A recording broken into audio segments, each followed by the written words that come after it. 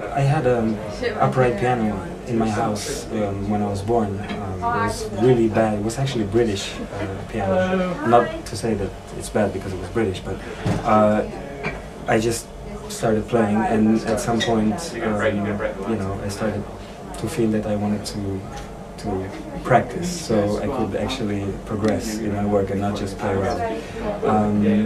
I left for New York when I was 15 years old, and that's where I got into electronic music. Going out, but getting into the DJ world a bit. We had a residence downtown where we would maybe have DJs playing with live percussion or live keyboards, or sessions like this, really maybe more inside the jazz or the electro jazz idiom.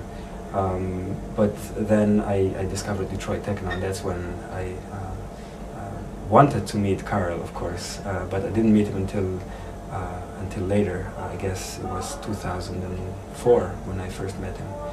And for now, we've been collaborating for maybe past 3 or 4 years on different projects. This project is one of them. We work on some remixes.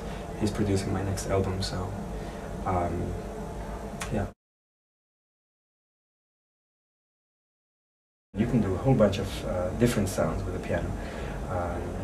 I mean, the piano is a prototype of a synth. Without the piano, there wouldn't be a Moog. So it just depends on how you play it. If you play just the keys, or if you go inside the piano and you play, with the strings, or outside you play with the, the wood or the metal, and you can get. It's an orchestra, really.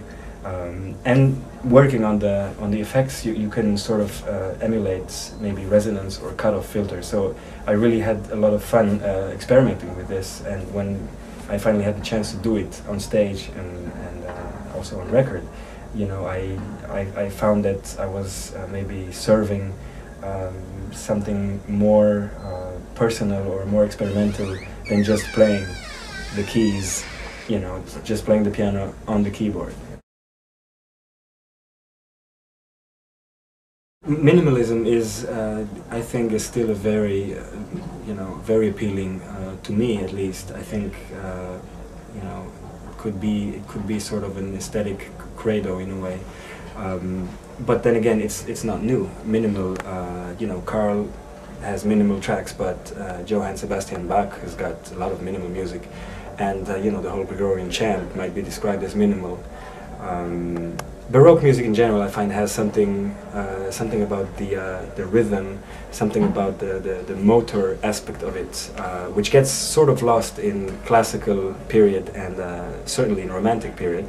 But it's something that's really it's part of the music, it's part of the musical language ever since nature created sounds. For me, it goes back to maybe a really far away feeling, a ritual, some sort of ritualistic feeling, which we all bear inside of us.